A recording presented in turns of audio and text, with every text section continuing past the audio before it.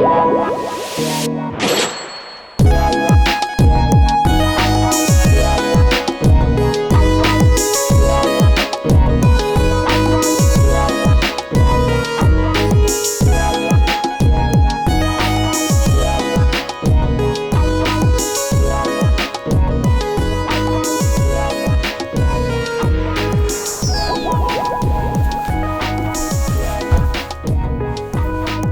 up? How we doing? Welcome back.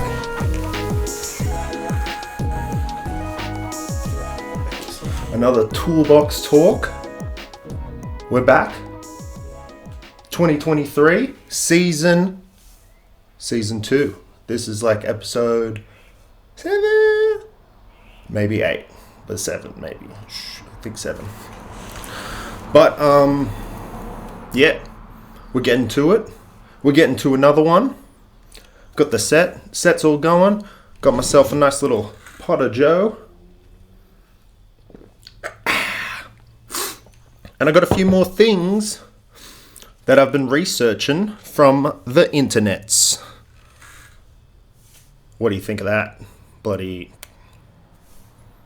3 more things that I found that are a good time. Let's go. So, first thing I wanted to kind of look into is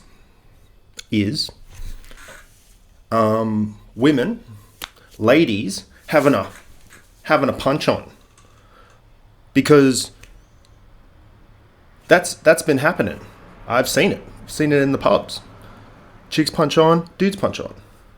It's a part of us for some reason. Angry people. But when did it begin? Like, when did it become sanctioned and allowed? And like, let's do a little rundown of the history of women competing in combat sports. Because it's not as old as you think. Some of the sanctioning bodies allowing women to compete on the same level as men, because like some sports, even professional female boxing, I'm pretty sure the rounds are only 2-minute rounds, whereas men is 3-minute rounds. So there's a lot of things like that where there's time differences or things like that. But I think most modern combat sports are probably some of the fairest game you can play across the genders. Like you can do all the same moves, same amount of time. Like that's getting closer to equality, and that's nice. That's nice for the world. And I have to say, some of the female fighters throughout the years have been some of my favorite to watch. Some of the greatest fights of the last couple of years have been ladies bloody doing all kinds of moves, and it's freaking sick. Like what did I watch? Katie Taylor, Amanda Serrano. That was last year. Boxing. It was on. These ladies try and punch the bloody bejeebus out of each other. And it was 12 rounds of action. And that was a pretty good one. Zhang Weili versus Joanna Jędrzejczyk. That's a hot... Look up how that one's spelt. Have a go at that. That is probably maybe the fight of the year for that year. I think it's 2021, maybe 2020. But those ladies just want to punch the living jeebas out of each other. It's just like, the intensity and athleticism is, and fluidness and grace and even dexterity when it comes to jiu-jitsu maneuvers and stuff like that. Yeah, there's a bit more. It's pretty cool. That's what I was trying to say. It's pretty cool. And who else is a great example? There's like Misha Tate, Holly Holmes. That's a crazy fight. Bloody towards the end, she bloody sneaks in there. Bloody, she's getting pumped. She's getting kickboxed for at least 5. I think it's a 5-rounder. And then last 30 seconds, boom, bam, sneaks around the back, locks up the submission. And then Holly Holmes, she's such a gangster lady. She's like still punching on her way out, and she goes like, ah. But it was a cool victory. But yeah, those were some examples of Ronda, Amanda. Good luck, anyone fighting Amanda. Jesus Christ, she's a scary woman. Cyborg, very scary and very integral to the beginning of MMA. But let's go way back. Okay, done a bit of research about this boxing on. Okay. So, one of the earliest mentions of women's boxing is in a travel log of a German man who visited London in 1710. Where he's watching this men's boxing match, and then there's a lady in the audience, and she was like, I fought a chick here the other week. So he didn't see it, but he confirmed it. How's that fire going? A lot of oil, a lot of wax drippage, but thought it'd look cool. Candles, one's out, still going. So 1710, they just heard that, yeah, there is ladies having a fight, but no one put it in the record book. One of the earliest advertised women's boxing matches was in London in 1722 between Elizabeth Wilkinson and Hannah Hayfield. Wilkinson said she was the European championess, and Hannah was she's coming in there. But I think these counted as an exhibition bout. It wasn't a sanctioned like professional match. There was no leagues. There was no women's ladder or anything. These were just kind of one-off affairs. But this Elizabeth Wilkinson, she's a bloody tough lady. She's bloody scary. 1700s boxing British lady. So probably I imagine like a Molly the Meatball lady, and she just bloody get in there. Yeah, Elizabeth Wilkinson, 45 fights, no defeats according to the 1700 record. Who are these 45 other ladies? I don't know.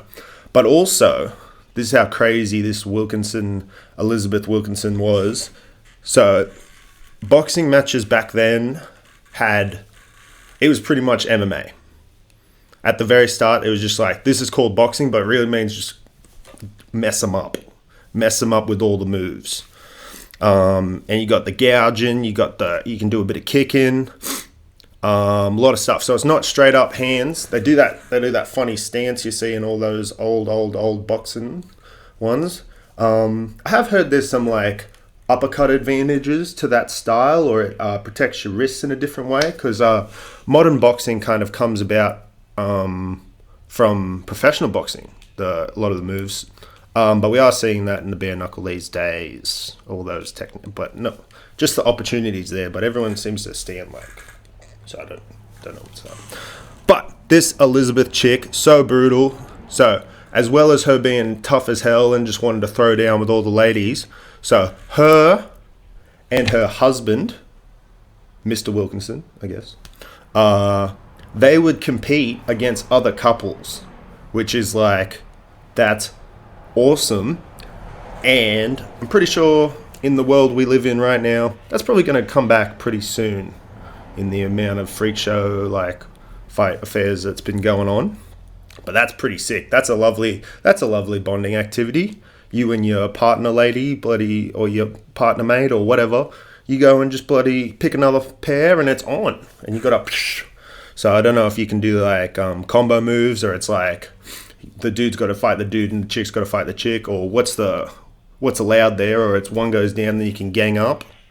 But this was happening in the 1700s. People were wild. Still are. Okay, and then we're getting to the Olympics now. So, women's boxing first appeared as a demonstration sport in 1904. So we're jumping ahead a bit. Watch out for that Wilkinson chick. Let me click some things. Okay. Okay. And then, so it was only exhibition. In 1988, the Swedish Amateur Boxing Association sanctioned events for women. So that was the very first governing body, the amateur governing body, to allow women to compete at the same kind of event as men in boxing. 1997, the British Amateur Boxing Association sanctioned its first competition with women, so that's British boxing. The first event was meant to be between two 13-year-olds, but one of the boxers dropped out because of hostile media attention. A month later, an event was held between 16-year-old boxers. That's cool. British people stuff, and then Okay, women in the Olympics. So when did you think women were allowed to box in the Olympics? Have a think. Boom. 2012. That's not that long ago if you really think about it. To be at the same competitive level.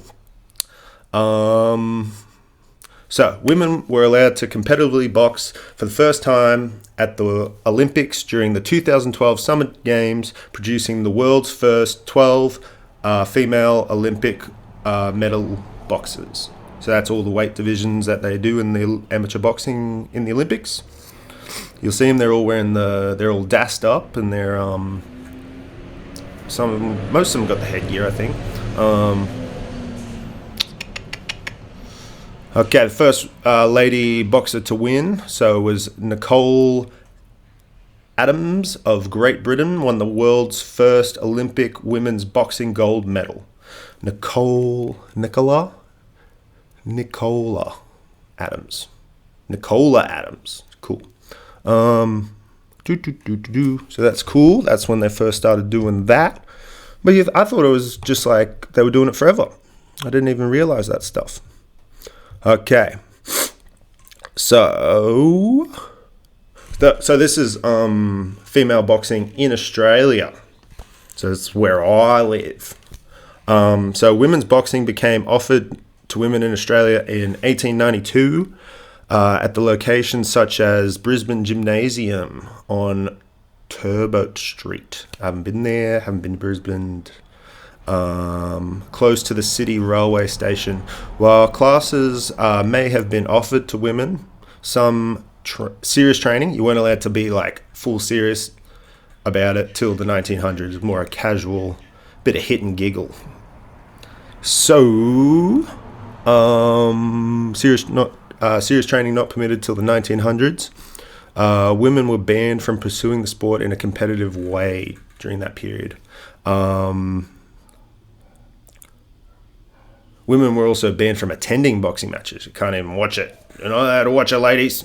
You bloody stay home and you can't watch people fight. But you can these days, so have fun with that. So, New South Wales, state where I live, banned women's boxing from 1986 to 2009. I don't know why. That's just what happened. Women's boxing was resumed in New South Wales with an exhibition fight between Kay Scott and Ramona Stevenson in October 2009. But once again, this proves that Queensland is once again one of the loosest states in terms of they're wild cards. They're the wild cards of Australia. women's boxing was legalized in 2000. So all this other stuff was going on, and they were like, nah, just let them go. And I think they're also ahead of the game with they have kids Muay Thai and MMA. I don't know about MMA, but like kids kickboxing and stuff in Queensland. So they're a bit more open about that kind of stuff. Don't know if you need to ban it, and like I feel like the people that were gonna do it probably gonna do it anyway. So 2012, Desi Cantos of South Australia became Australia's first woman to represent the country at the Boxing World Champions. Cool. Naomi Fisker Razmanzin was the first female boxer to represent Australia at the Olympics, and she competed in 2012 Summer Olympics, and that was the first one. So that's pretty cool. We were in the game. Okay, now we're going. So that's kind of overview of the introduction of women's boxing and stuff to the sport. A few other events from the Olympics. Let me just find my little tab. So ready? So wrestling, bit of when they wear the tights. I think the Americans are all about it, and like the Russians and shit, where you wear the tights and you got to hold them on the ground. That kind of wrestling, not the fake stuff, not the body slam stuff, but the one where they're wearing all the tights and shit. Freestyle wrestling first appeared. It's freestyle wrestling and weight classes both made their first appearance in 1904. So they were allowed to do it. So there was exhibition matches like the boxing, but wasn't introduced till 2004. So that's wrestling, having a bloody wrestle. Taekwondo, where it's just kicky fighting. Kicky fighting. They got some kicks though. Watch out. Became a full medal sport in 2000 Summer Olympics in Sydney, Australia. That's down the road, and it's been in the games ever since. Bit of taekwondo, spinny kickies.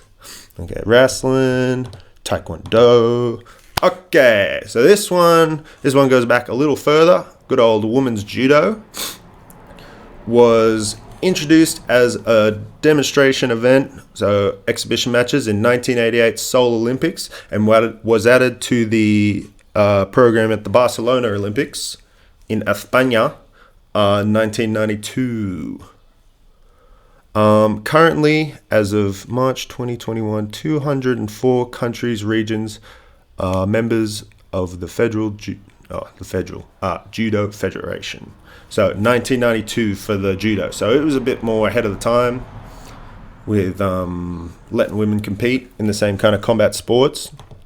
And it is really just kind of a bit more of a fair ground to, you have all the same moves, we have all the same moves, and it's on. That's getting closer to the bit more equality with that, I guess. So one notable female boxer that I watched a good little documentary on, what was it called? It was called Untold. I think it's Christy Martin. Christy Martin, yeah. Now this lady, okay, it's on Netflix. It's called Untold: Deal with the Devil. And it's about Christy Martin and her kind of come up in the 80s, being the first kind of pro boxing lady. So that was I was talking Olympic amateurs. There was a few professionals from the 80s. And this lady, Christy Martin, you start watching it and she kind of looks like, okay, I'm going to put a picture. Boom. She looks like this. And then she gets on the pads and you see her start lighting it up, and you're like, damn, this lady can throw them. and she just looks like and then back to 80s shot. She's just wild lady. She was just doing all kinds of bloody drugs and being a loose unit and bloody, but still just like, you see the footage of her punching on with these ladies in the boxing matches, and it's just like, you can tell she hits hard on the pads, but you can tell someone hits hard when the way it affects someone else's body. So like, if they get hit and it's like, you can see it fold them. You can be like, damn, that person hits pretty hard. And this lady, she's bloody pumping them. She doesn't give a flip. But bit of a weird setup with the trainer and the husband. So this has happened a few times. Misha Tate also had a weird little setup like this, and the coach fighter relationship can be exploited. And this is a clear example of that. Truck going past. Truck's past. But this pretty good little documentary. Got a few twists and turns in there. Yeah. I'll do a one little spoiler if you don't want to watch it. So the kind of funniest thing from it, well, not funny, but like almost ironic, maybe poetic, or like some kind of weird story arc. So in the 80s, she fights this chick and she's talking mad shit because the other girl is a lesbian or a bit more open. She's talking mad derogatory things just to kind of mess her up and stuff. And then they do have a punch on. They have a full on, it's full go in the 80s, and she's talking mad shit. And she's all like coked up and just out of her mind as well. And then they have a mad rivalry in the 80s. And then they, after she deals with her husband in the craziness that happens there, good watch, this chick from the 80s that she was talking mad shit on, they come together. She actually married her. And that's beautiful. That's beautiful. But she was like, what's it called? You put it on someone. Yeah.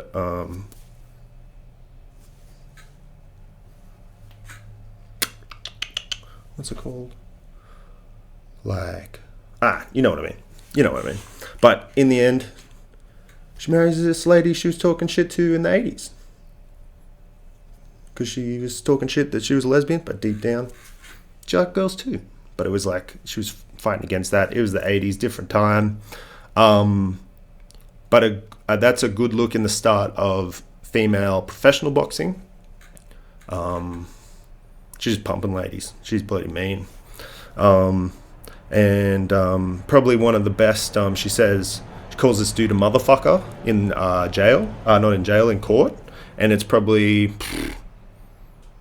top 5, someone saying motherfucker. Like, you can just feel how much she's like, motherfucker. And she means it. So that's another fun moment. Great documentary. Untold, Deal with the Devil. So that's referring to her and a trainer. Pretty good bloody movie.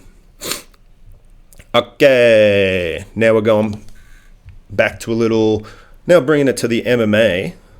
When did that kind of kick up? First MMA milestone. First ever MMA fight was held in the USA on March 28th, 1997. By the International Fighting Championship between Becky Levy and Betty Fagan. Strikeforce became, so it was a Strikeforce thing, which is organization before the UFC. A lot of fighters came over. Female fights as the main event. So, first main event, August 15th, 2009. And I'm pretty sure it was Cyborg. You know, Cyborg, she's scary. I was talking about it before. So it was a fight between Cyborg, scary Brazilian lady, punches very hard, is very scary. Gina Carano, who retired a little bit ago. She was a wrestler base, I believe. First ever pay-per-view. Chris Cyborg won her women's 145 championship. So she was the first ever champion in that kind of MMA realm. Which is pretty cool. 145. It's a division that is now owned by Amanda Nunes. Amanda Nunes knocked out Cyborg. But to think she was at the very first one, and that was maybe only a year or two ago she was fighting. So, boom. Cyborg's pretty scary. Look her up. A bit of an ASMR element. So, Invicta Fighting Championship. So this is still going, Invicta. It's a female-only MMA organization. Started in 2012. First pro major MMA organization. Okay, they were killing it. Then a little lady named Ronda Rousey comes along from the judo realm, and she becomes the first woman to be signed to the UFC. So, they weren't about having ladies in the UFC prior to that. But then this Ronda Rousey came along, just bloody armbarring everyone, just snapping ladies' arms and doing all kinds of flips and punching and stuff. So the reason Ronda Rousey's armbars are so good, so effective, is that I believe in judo, so you go throw them, but then you have like 10 seconds and you can pull off a submission. So that's why her arm bars were like, everything happened, snap your arm, bam. Because it was like she'd learnt to do this maneuver under this time limit, which made it incredibly effective. And she's already 4 steps ahead and snapping your arm before you even people even think what's going on. And then for a while there, she learned how to pop, pop, pop. So she was punching and then you'd snap your shit off. So, but that was 2012, November 2012.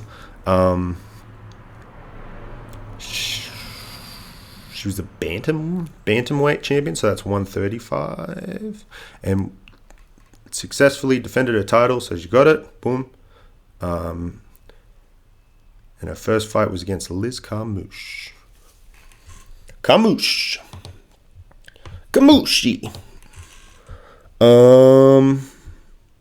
Yeah.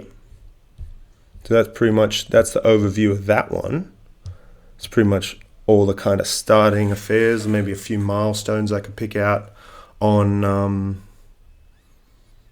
that subject. It was an interesting dive, and I thought it had been going on a lot longer than what it had been. But yeah, I think there's a different energy sometimes, even like at the pub, like people used to fight and stuff, and it would be like a dude fight would be like kind of a big blow up and a bit of pushy shovey, like punch on, pushy shovey, and then it kind of boiled down. But what I noticed from the women fights, it was on. It was just on for way longer.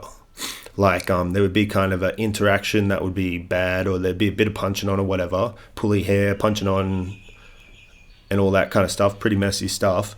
But then it would be like, if you split it up, it would be like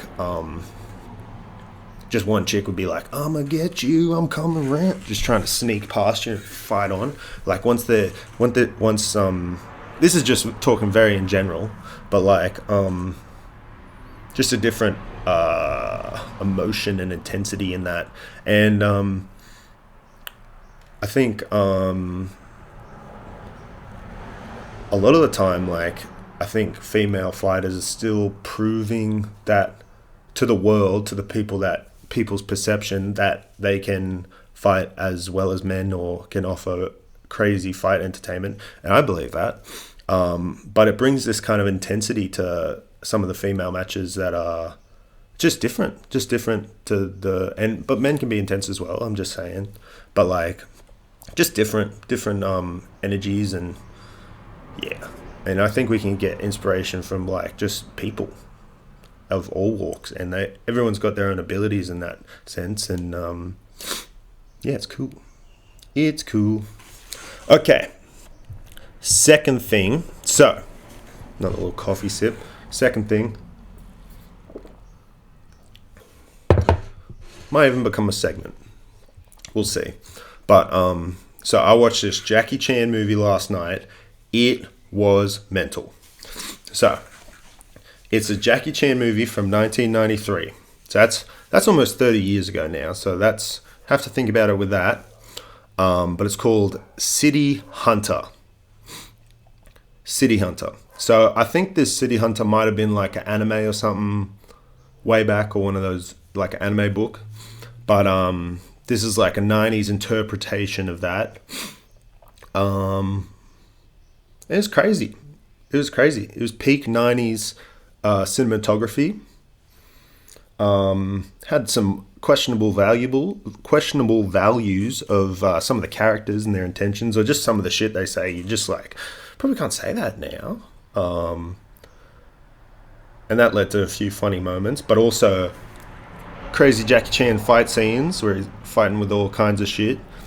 And so this is what sold me on the movie. This is what I heard. I heard it was Die Hard, but with Jackie Chan on a boat.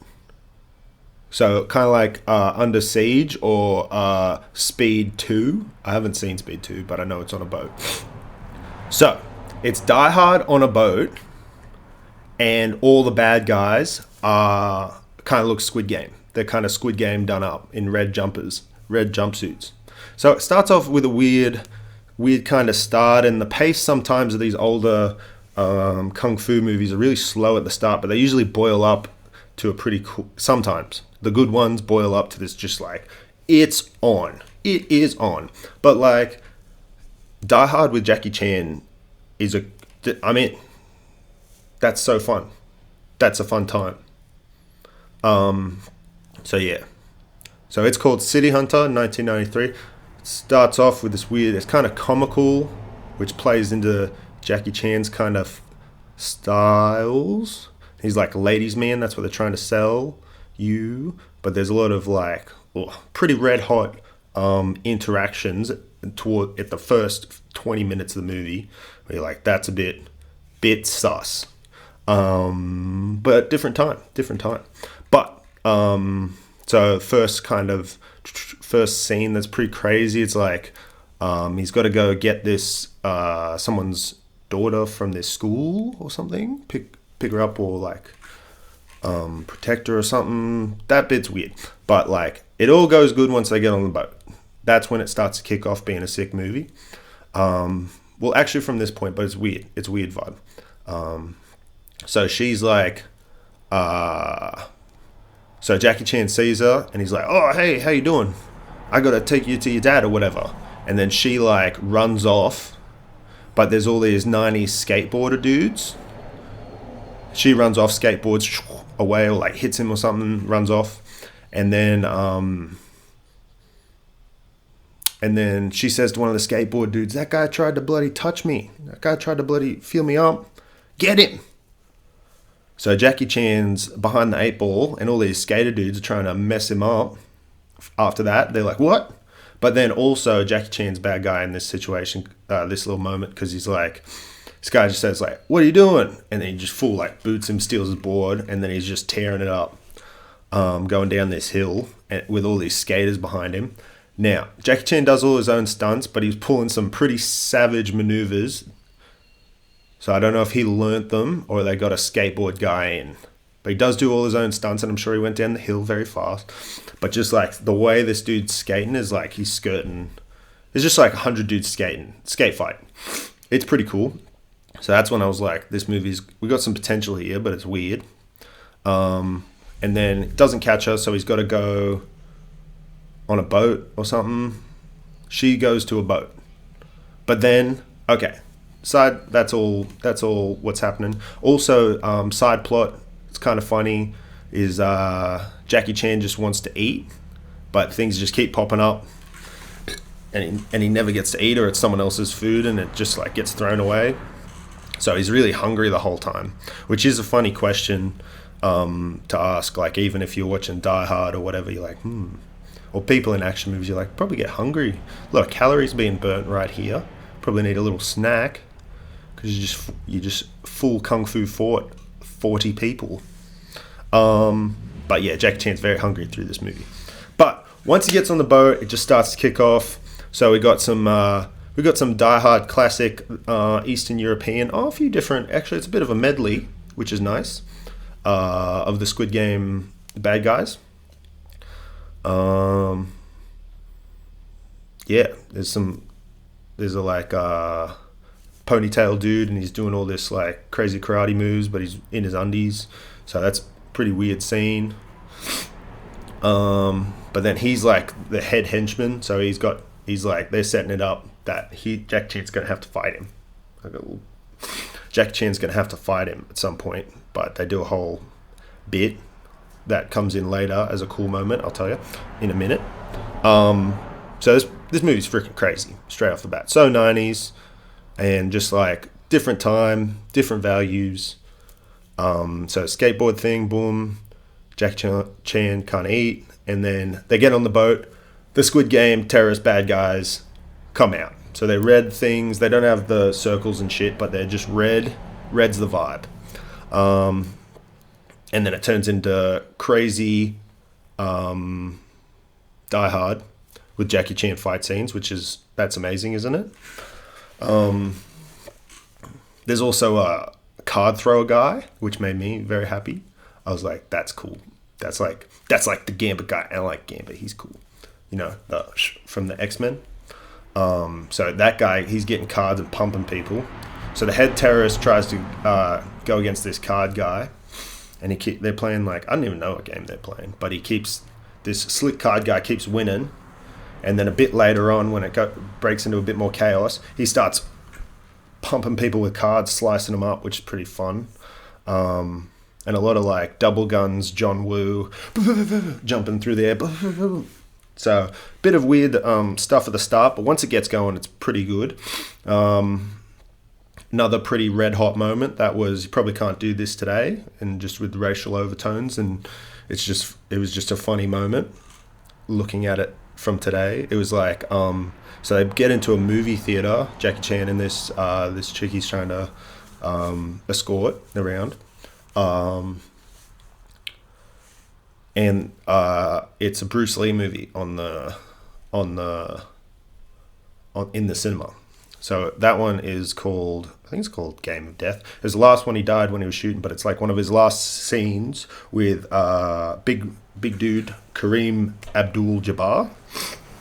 And then the girl in the with Jackie is like, oh, Bruce Lee's so handsome. And yeah, Jackie's like, yeah, he's all right. And then the chick's like, oh, he even beat up this giant black guy. That's like hard to do. And then that's like, she says that in the movie, and it was like in Chinese, and I was like, oh, that's a pretty red hot thing to say. And then, so they're in the cinema, and Jack's like, oh, whatever. And then this is the joke. So she's like, oh, he even beat up one black guy. That's crazy, giant black guy. And then 2 giant black dudes walk in. And then Jackie Chan has to fight, because that's the joke. Yeah. And then to win, he starts watching what Bruce Lee does, and then does that. So different time, just a different way of going about things, and pretty upfront racial humor.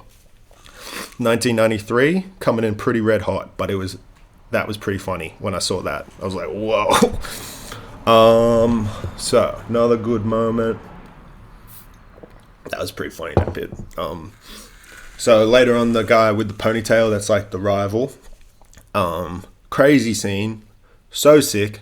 So they get battling, boom, boom, and then they go into the arcade room, and then Jackie Chan gets kicked into like a Street Fighter machine, and then he starts spazzing out because he's getting electrocuted, but then he turns into Street Fighter characters, and they have a Street Fighter fight.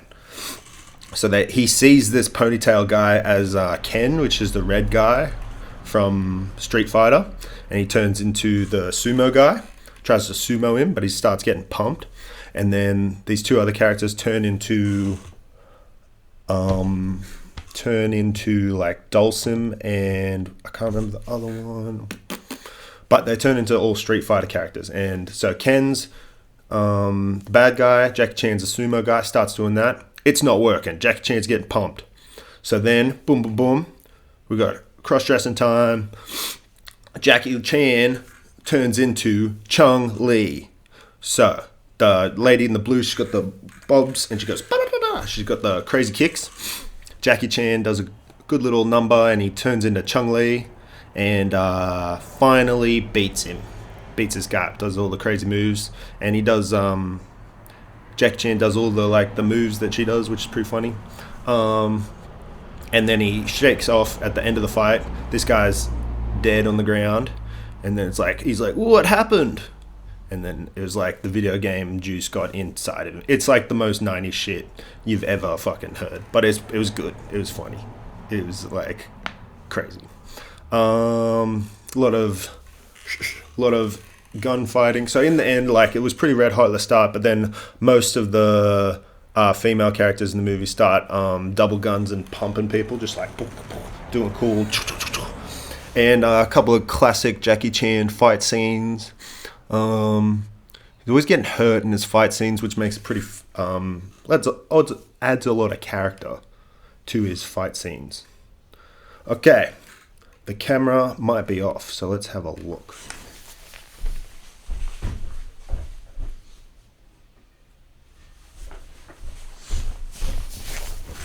No, it's still going. I hope it's the same shot, but that's what it is for the rest of it.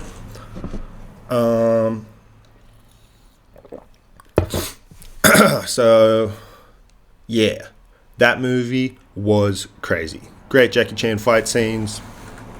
Questionable 90s humor.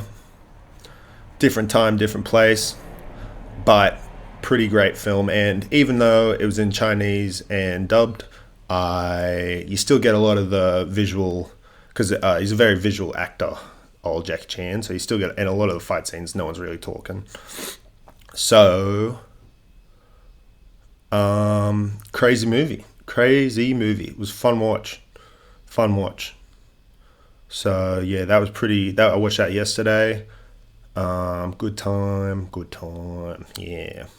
But that might be another segment, is I just tell you what a Jackie Chan movie I watched, because they're all like that. They're all that crazy. Yeah, so that's that. That's number 2 things I was working on. Number 3, third and final topic of the day. Big old coffee sip.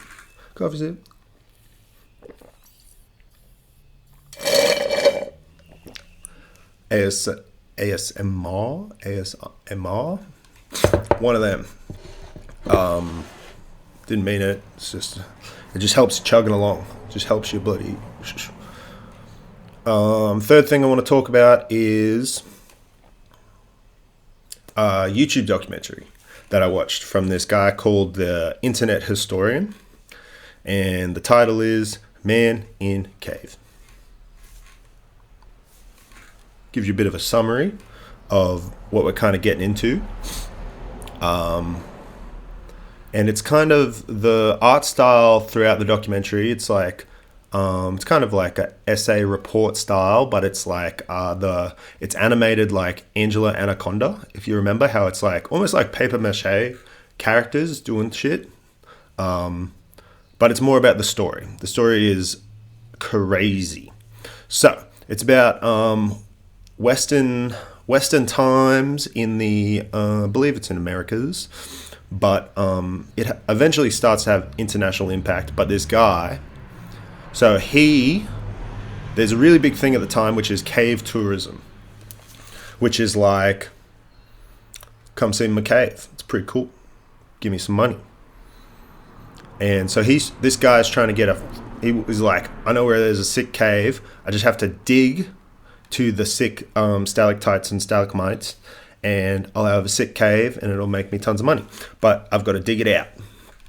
So it starts off with this guy going down and he digs out He keeps digging it out, and at the very end of this tunnel, he can see through to the crazy rock formation, but there's this whole thing. There's these gaps, and they're called the squeeze.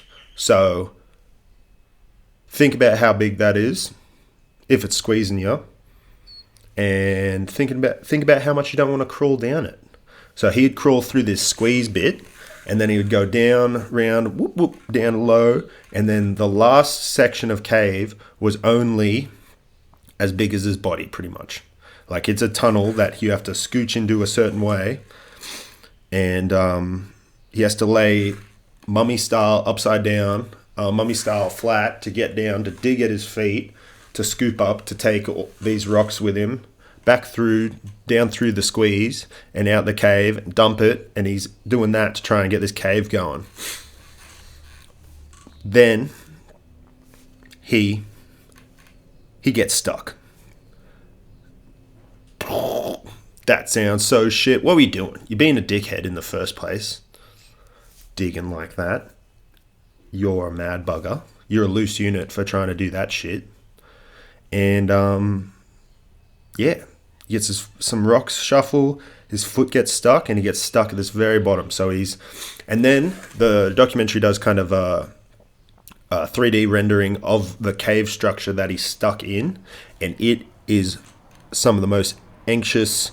It was just a hole. They're just showing a hole go through, but the actual dramatization video made me anxious, claustrophobic, because it was just like, you fucked up, man. You really fucked up on this one. Can't remember his name, but so he gets lost. He's lost for a few days before someone realizes, oh, maybe he was digging in that tunnel thing he was talking about. Maybe someone go check that.